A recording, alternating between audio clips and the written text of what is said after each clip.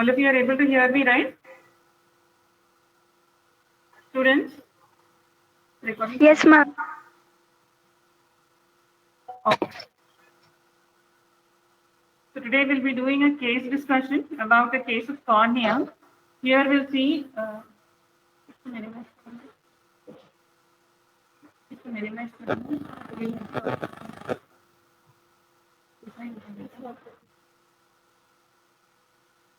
Okay. So we'll talk about a patient who has come to the OPD. There is a 20-year-old female patient. She came with the complaints of progressive loss of vision in both eyes since 2 years. This is the main complaint of the patient that the patient has come to us. So this is a 20-year-old female, and you can see there is a progressive loss of vision. And the duration is from 2 years. In the history, there is also a history of frequent change of glasses. Though there is frequent change of glasses, but the patient is not very much satisfied. Along with these complaints, the patient is also complaining of glare and diplopia. So now when such a patient comes to you, you have to look for what are the causes of the main complaint. Look at the main complaint. Here you can see there is a gradual and progressive loss of vision. I'm saying it is gradual because it is there for the past 2 years, and there is a progressive loss of vision. So you have to look for the causes of gradual progressive loss of vision. As you all know, the most common cause of progressive loss of vision, especially in this age group, will be an uncorrected refractive error. Here you can put that as one of your considerations. Apart from that, any cause of long-term progressive loss of vision, like if there is a corneal opacity which is increasing in size or becoming denser day by day. So that could be one of the reasons for progressive loss of vision in a 20-year-old patient. Apart from that, you have to think on the lines of whether it could be a cataract. Yes, 20-year-old, maybe this is not the age for cataract, but probably yes, the congenital glaucoma and congenital cataract, the patient might develop cataract at a later age. From the teenage on, the symptoms of cataract will start appearing. So you have to keep that also in mind, and you can keep developmental glaucoma as one of your diagnoses, differential diagnosis. So with these complaints, we'll move forward to the examination of this patient. So a 20-year-old female patient, mind you, the patient has loss of vision in both eyes. So probably the pathology is present in both eyes, like a cataract in both eyes, or a glaucoma in both eyes, or a corneal pathology. We don't know till now.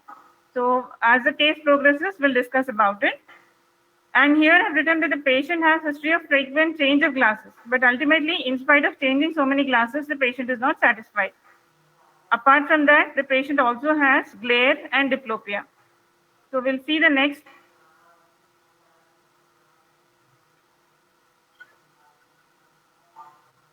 So the past history. We'll move on to the past history. Looking for any cause of the loss of vision, we have asked the patient for a history of trauma. Probably if there is a corneal opacity because of trauma, or there is a cataract because of trauma. But in this particular patient, there is no history of trauma whatsoever. So probably this is not the reason for the loss of vision in this patient. Then you have to ask the history of any systemic diseases, patient having diabetes or any other systemic diseases which could cause loss of vision, which could be progressive. Diabetic in the young, yes, the patients who have diabetes at the young age, even they can present with loss of vision. So that could be one of the reasons. Here in the history, we have also asked for any history of itching and redness. This is for you to find out if at all the patient has any history of allergy. A frequent allergy can also cause irritation to the conjunctiva, cornea, and sometimes progression of changes within the eye. So this is all what we have asked this patient in past history. Now we'll move on to the examination of this patient. When we have examined the patient, the visual acuity was this patient was in the right eye 624 and in the left eye 636. When we have tried the glasses, the refraction of this patient, here you can see it is -1 diopter spherical with -3 diopter cylinder at 120 degrees. In the right eye, it is giving 6.9. It is not progressing beyond 6.9. Whereas in the left eye, it is -1 diopter spherical with -4 diopter cylinder at 150 degrees with the maximum visual acuity, that is the best corrected visual acuity is 612. So the best corrected visual acuity with your glasses in the right eye is 6.9 and in the left eye is 612. What type of refractive error are you seeing here? Can anybody please answer?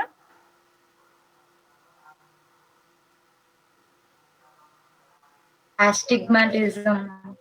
Yeah, there is myopia and there is astigmatism. So it is a myopic astigmatism. Compound myopic astigmatism is what you are seeing here. But despite your astigmatism correction, the patient is not improving further. Very good. We'll see next what we can examine for the patient. Now we have done an external examination of this patient. The lids appear to be normal and the extraocular movements are normal. The patient is able to move the eye in all directions. Whereas when the patient was moving in the down gaze, we could see a bulge of the lower lid in this manner. Other findings are normal, like the anterior segment, rest of it we'll discuss later. Till now, the conjunctiva is also quiet. There are no features of any allergy. Now, what are you seeing here? Bilaterally, when the patient is looking down, there is bulging of the lower lid. What is the difference? Normally, do you see bulging of lower lid in down gaze? We can have an interactive session. Whoever knows the answer can answer. Normally, do you see bulging of the lower lid in the down gaze? No, ma'am. So what do you think you are seeing here? Keratoconus, ma'am. Yeah, this particular patient has, this sign is called as Munson sign. When the patient is seeing in the down gaze, following the curvature of the cornea, even the lower lid assumes the shape of the cornea, which is conical here. We'll move as for the further examination of this patient. When you're doing a slit lamp examination, this is a profile picture of the slit lamp examination. You can see two slits, one on the cornea and one on the iris. The one on the iris is plain, but one over the cornea is highly conical in shape. So as you said, a highly conical shape of the cornea is called as keratoconus. So now we do a detailed examination of the cornea of this particular patient. We'll see what all we can see in a patient of keratoconus here. Here what you're seeing are, this is a white colored thread-like structure that is seen in the cornea. Normally we don't see corneal nerves, but there are few conditions wherein you see prominent corneal nerve. Among them is keratoconus, yes. And here you are seeing one particular corneal nerve that is prominent. You can in fact see multiple corneal nerves that are prominent. So we'll do further examination of this patient. Now, looking at this picture, the patient is having a conical cornea. If you throw torchlight at this limbus, or maybe a nasal limbus or the temporal limbus, you see a conical shape of the torchlight shadow on the other side of the limbus. So this is one test which can be done by external examination, that is by your torchlight itself. One is Munson sign that can be done. That will give you one way of seeing that it is a conical cornea. Second is by torchlight examination, throwing torch at the limbus on one side and seeing the image on the other side. Because of the torchlight, there is a shining of the cornea on the other side. Here, in case of keratoconus, it will be conical. That is called as a Ricci sign. You can just see in your literature. Now, when we have done the slit lamp examination, this was the profile picture, what you have seen. Now we have done a slit lamp examination at a higher illumination and a higher magnification. Here you're seeing this slit is on the cornea and we have used blue light here. You're seeing one anterior and one posterior slit which is focused on the cornea like this. One is an anterior slit and one is a posterior slit which is focusing on the cornea. Here if you see very fine lines on the cornea. These fine lines on the cornea are called as Vogt striae. So if you are seeing this particular finding on slit lamp examination, that will help you further in going your way up to the diagnosis that it is a case of keratoconus. And one more thing, when you're seeing such striae are white color, these lines, because of the folding of the cornea, which is having extra increased curvature. Now, if you apply pressure on the cornea by pressing over the lower lid, these lines disappear. This is one part of the examination. One thing in the blue light you can see is a brown color pigmented ring in the inferior part of the corneal cone, that is at the base of the keratoconus. So that is called as Fleischer's ring. That is one sign. And this is Vogt striae, which will be seen in case of probably advanced keratoconus. In all cases of keratoconus, you will not be able to localize striae. But the presence of striae will definitely tell you that the patient has keratoconus. So now what shall we do?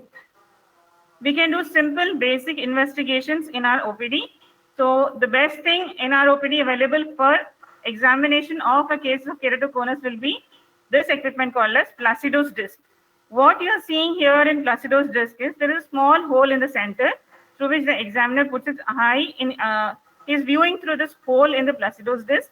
and you can see white and black alternating circles which are there in this particular disc. So basically, you are focusing the image of these circles on the cornea of the patient, and you are seeing through the hole. So you are holding it close to your eye and seeing the image of these circles on the cornea of the patient. This is the OPD examination you can do for diagnosing before going for the higher investigations. So normally what you see is, in the cornea, the rings will be arranged alternately black and white, and you are seeing equal distance between the rings. In the superior part, in the inferior part, nasal and temporal, all the rings are equidistant from each other. Okay, this is how you see in a patient who is having a normal corneal curvature. Now, how do you see this in a patient of keratoconus? I'll show you in the further slides. So, coming from this investigation in the OPD, we'll go to what other investigations you can do. Now, when we are using our direct ophthalmoscope and doing a distant direct ophthalmoscopy, you all know that distant direct ophthalmoscopy will be done at a distance of 25 to 30 centimeters. So when you are doing that distant direct ophthalmoscopy, if the patient has a clear media, you get a clear red reflex. You're seeing here a red glow of the fundus that is seen because of ophthalmoscope. You don't see any opacity. So as we were thinking previously, probably a congenital cataract or a developmental cataract, it is definitely ruled out because there are no opacities in the distant direct ophthalmoscopy that you can see. But you can see one particular part of the fundus of the red reflex is having a more curvature. Here inferiorly, it is having an oil droplet type of configuration. This is in particular seen in case of keratoconus. Another place where you get oil droplet configuration will be galactosemia congenital cataract, but you also have features of cataract in that. Here we are seeing only, there is no cataract, but on examination with ophthalmoscopy, you are seeing more a configuration of an oil droplet type configuration. One more thing is, this is retroillumination you can do, and with a distant direct ophthalmoscopy you can do. Distant direct ophthalmoscopy gives you a clear picture because you're doing it at a distance, so oil droplet sign will be there. Another thing is you can also do retinoscopy. If you remember, retinoscopy is the investigation of not the retina, but for correcting or checking the refractive errors. So when you are doing your retinoscopy, there will be movement of the light in the retinoscope according to the refractive error. Patient of keratoconus, rightly pointed out, you people have said the patient will have astigmatism, and that too it will not be a regular astigmatism, it is an irregular astigmatism. So the image of the retinoscopy will be moving in different directions in a scissor pattern. That is why it is called as scissoring reflex. So till here we have come in the investigations of the patient. Now, another thing is, as we are dealing with the cornea and we are more concerned about the shape of the cornea. So we'll do a study of the shape of the cornea that is done by an instrument called as keratometry. And this measures only the anterior curvature of the cornea, not the posterior curvature of the cornea. But still, because most of the anterior curvature of cornea is affected in keratoconus, you will be able to pick up the findings in a case of keratoconus through a keratometry. Normal values of keratoconus of a corneal measurements will be ranging anywhere from 38 to 45. In case of keratoconus, the curvature of the cornea will increase, both in the horizontal and the vertical meridians. You will see change in curvature of the cornea, especially in the vertical meridian, it is more changed because of the pressure of the lids. Now, in case of mild keratoconus, if we are dealing with the case of mild keratoconus, our values will be still less than 47 diopters. If it is a moderate case of keratoconus, it will be somewhere between 47 to 52 diopters. And if it is a case of severe keratoconus, it will be more than 52 diopters. So this is how we can do our OP examination. Now, sending the patient for further investigations, you can go for enhanced investigations, which will give you a clear picture of what kind of pathology the patient has. For the corneal study, we have a particular investigation called as corneal topography. As you all know, topography means the curvature of the land or a surface. So the corneal topography is the study of the surface of the cornea. It will give you the measurement of the shape of the cornea, the curvature of the cornea, power, and any irregularities. We'll just see how it shows us. Few topography instruments are fixed with a Placido disc, which is imposed onto the cornea of the patient, wherein you can see In a normal patient, we can see the circles are equidistant at each and every point. Whereas in case of keratoconus, here you can see superiorly the circles are equidistant, but inferiorly the circles are becoming quite close to each other in a teardrop-like configuration. Here superiorly the gap is more, whereas inferiorly, as you go down further, there is almost smudging of the lines. They are becoming quite close to each other. So this teardrop configuration is seen in keratoconus. Now, we were talking about topography, how it gives us the result. So topography is the study of the topo or the shape of the curvature of the corneal surface here. So now we have the instruments which show us the curvature in a color-coded pattern. Supposing the curvature of a particular surface is flat, then it gives us a blue or violet color. Whereas if the surface of the curvature is very steep, then it gives us an orange or red color. So here you can see the surface of this particular cornea. Here green is the normal color. Yellow is also still on the normal side. But here inferiorly, and probably this is the left eye. That's why you're seeing it here in this part, that there is more curvature or the steepening of the curvature of the cornea in this part of the eye. So here, this gives us an indication that this patient has a conus, that is a keratoconus. All the indices regarding how much curvature is there and how much, in which area the steepening is there, that will be given by this particular investigation called as topography. Now, based on all these investigations, we have diagnosed our patient as keratoconus. Why do we need to worry about keratoconus so much? We'll just see what does keratoconus does to the patient. Now you have seen here in the profile picture, this is the cornea of the normal eye. Whereas here, you can see that the curvature of the normal cornea has been increased more so in the center part, with the cone being based a little nasally and inferiorly. This is the center of the cornea. So the conical part will be a little inferior to the center of the cornea. This is what you will see. How does it affect a patient? Now, what will happen if the patient has keratoconus and we leave the patient as it is? This we will just represent as how the patient views in case of a keratoconus. This is how we normally view any particular area, or in this case, they are showing a sign, a parking sign. This is how clearly you will be able to see. Whereas if the patient of keratoconus is seeing the same sign, it will appear like this to him. This is in a case of mild keratoconus, wherein some amount of blurring, glare, and diplopia, all these things. You can see how the numbers are smudged here and how you are not able to make out exactly. But as the keratoconus progresses, the patient will be able to see more blurred picture. So they will not be able to identify things. So this is why diagnosing keratoconus in the early stages is important. If you don't diagnose it in the early stages, one thing that happens is the patient will not be able to clearly manage in spite of your repeated correction of glasses. Second thing is that as this is a progressive condition, it progresses day by day till it leads to some complications. What is a complication? We'll see it in the later slides. Now, who are prone to keratoconus? What are the risk factors for keratoconus? Not everybody who has cylindrical power will land up in keratoconus. There are few associations which can be ocular as well as systemic. What we see most commonly, ocular association that we have seen in the maximum number of cases in an OPD are a case of allergic conjunctivitis. It can be a VKC, which starts in the early age group, or it can be allergic conjunctivitis, which starts later, wherein the patient rubs the cornea frequently. And because of frequent rubbing of the cornea, the upper lid impinges on the cornea and causes a change in shape of the cornea, leading to keratoconus. This type of keratoconus is called as secondary keratoconus. Other ocular associations are, it is commonly seen in patients with retinitis pigmentosa. And now, because we know that the corneal collagen is a part of the connective tissue, so patients who have certain connective tissue disorders like Ehlers-Danlos and Marfan syndrome, or they have mitral valve prolapse or Down syndrome, these patients are more prone to the development of keratoconus.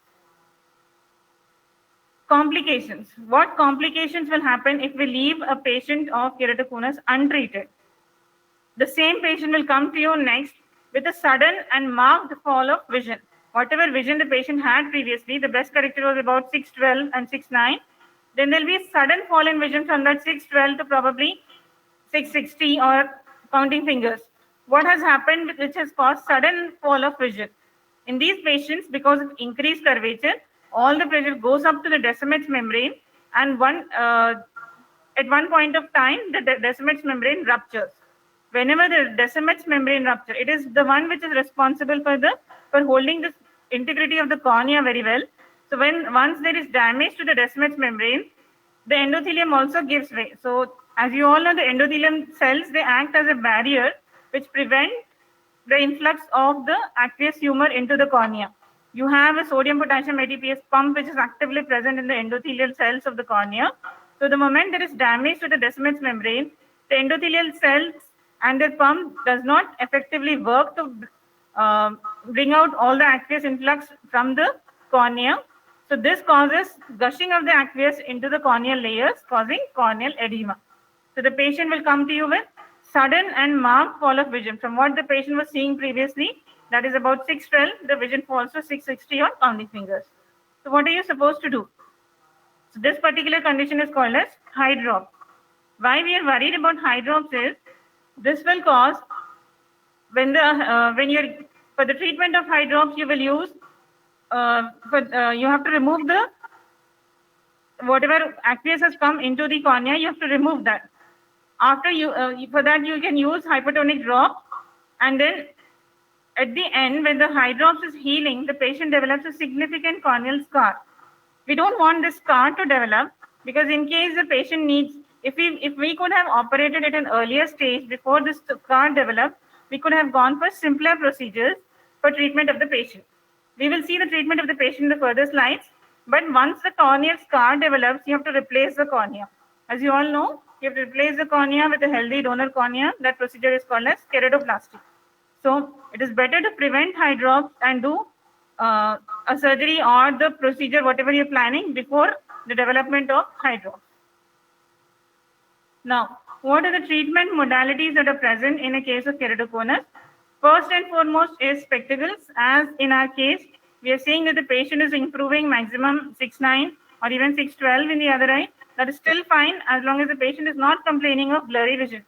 If the patient is able to manage fine, in the mild cases of keratoconus, you can still go for spectacles.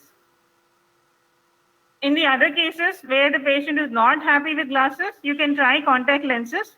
And one thing is, your soft contact lenses will not fit a patient of keratoconus, because the curvature of the cornea has become so conical that the contact lens, if it is soft, it will fall off. So you have special type of contact lenses for use in a case of keratoconus called as rigid contact lenses. One thing is, this will alter the curvature of the cornea because of its rigidity. Second thing is, it smoothens out whatever irregularities are there in the curvature of the cornea, and it helps the patient in viewing the much better. Okay, so these are the things, these are there in your books, you can go through. Today I want to focus a little bit on collagen cross-linking. Keratoplasty anyways we have dealt in the previous classes. So we'll just see what is collagen cross-linking and what are intacs. So basically, as the name implies, collagen cross-linking. What is happening main pathology in keratoconus is your collagen polymers which are there in the corneal stroma, they are disintegrated. That is why there is a change in shape of the cornea. So if you can make the cross linkages between these collagen fibrils, then the cornea becomes stronger. Here you can see when there are more cross linkages, the cornea is stronger. Whereas here, if you see that the cross linkages are lesser, then the cornea will be weaker. So now our main aim is to convert a weaker cornea into a stronger cornea. How you can do is, we have this procedure called as collagen cross-linking. In this, what is done is, the patient eye drops are instilled into the patient's eye, which are made up of riboflavin. First, you have to scrape off the epithelium so that the basic mechanism is being done in the corneal stroma. So we want the eye drops to be penetrated into the corneal stroma. So epithelium is removed initially, and you put the eye drops, which are of 0.1% riboflavin, every 3 minutes, almost for over a period of 30 minutes. So once there is enough of riboflavin in the cornea, that has to be used again along with dextrin or ringalactane. So once there is enough of riboflavin in the cornea, you can photosensitize the riboflavin using the ultraviolet rays. Here, the ultraviolet rays which we use in case of collagen cross-linking are UVA rays.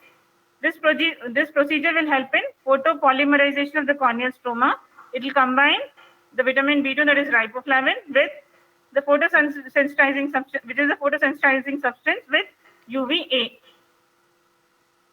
So as you can see, first you anesthetize the cornea with a topical anesthetic, then instill the drops. Once the topical anesthesia is put, then instill the drops of riboflavin for almost 30 minutes. Once you see that there is enough of yellow color flare in the anterior chamber, that means the drops have penetrated into the cornea very well. Then you can start the UVA light. UVA light will help in the cross linkages of the cornea. So this is about collagen cross-linking, or in other terminology, we also call it as C3R, that is corneal collagen cross-linking with riboflavin. Now, we will see what are these, what is this Intacs. We have small intracorneal stromal rings. You can see here this ring is incomplete, only half rings are seen. I'll show you in the next picture again. These are made of PMMA, that is polymethyl methacrylate. Depending on how much astigmatism or the curvature of the cornea has changed, that will decide the ring thickness. If you need more connection, you need a more thicker ring. So this cannot be done in a case of advanced keratoconus. This is only basically in case of mild to moderate keratoconus, where you want to postpone the surgery of C3R or ultimately the keratoplasty which needs to be done. So it is just a temporary phase wherein you are providing good vision to the patient. Basically, they will occupy the corneal stroma, and because of their curvature, they'll stretch the cornea. So the cornea which was stretched in the anterior-posterior direction will now be stretched horizontally, so that the anterior-posterior curvature of the cornea is decreased. So this way, the keratoconus can be controlled. Various rings are available. One of them is called as Kera ring. The other one is Intacs. Here in this picture, you're seeing this is not a complete ring. This is a superior ring, and this is an inferior ring. So depending on the curvature of the cornea, the thickness of the ring can be decided. The basic important effect of keratoconus treatment with Intacs is it will delay or eliminate the need for a corneal graft. But you have to remember it can be done only in mild to moderate cases of keratoconus. Now the last option, if the patient develops a hydrops, is when the patient develops a hydrops, you have to decrease the corneal stroma first by giving hypertonic saline drops, and then when the corneal scar sets in, your treatment option will be to go for a keratoplasty.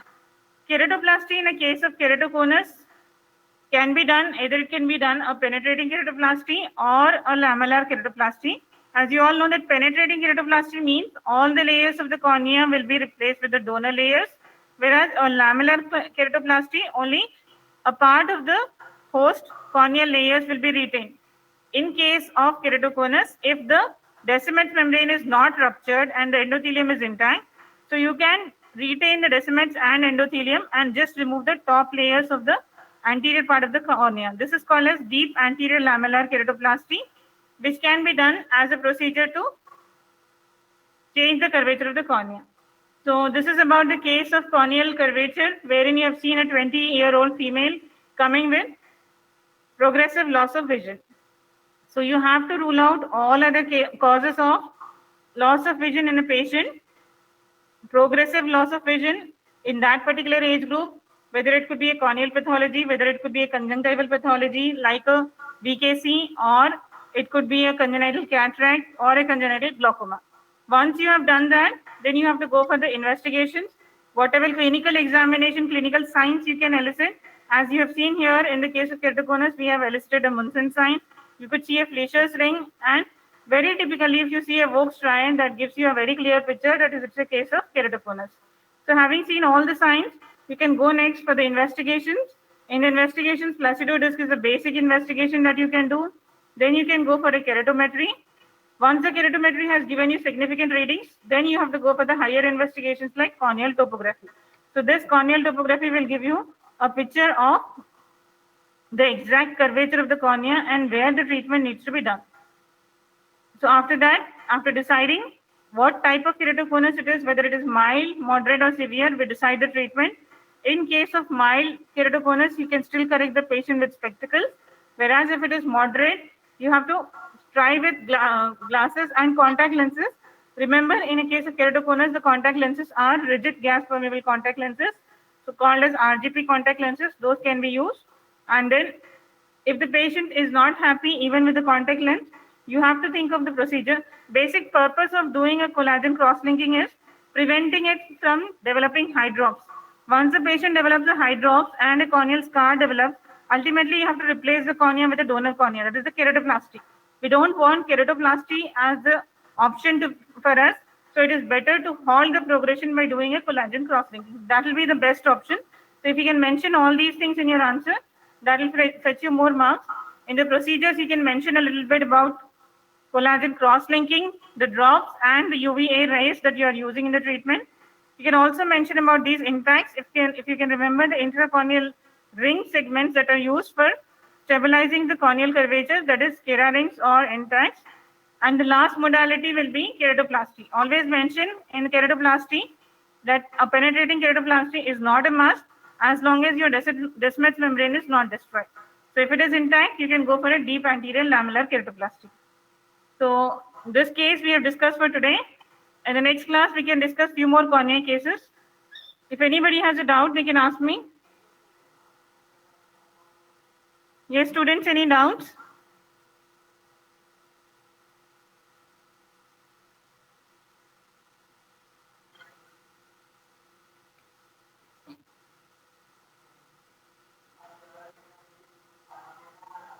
If there are no doubts, we'll stop the class here. In the next class, we'll discuss few other corneal cases.